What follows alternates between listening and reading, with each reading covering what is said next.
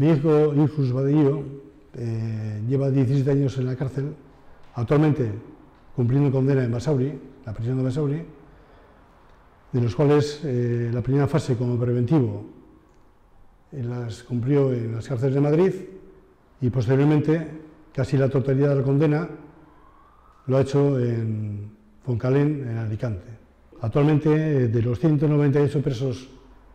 que están en las diferentes cárceles, ya 60 han cumplido las 3/4 partes de la condena, con lo cual, a estas alturas, deberían estar todos en la calle. Indirectamente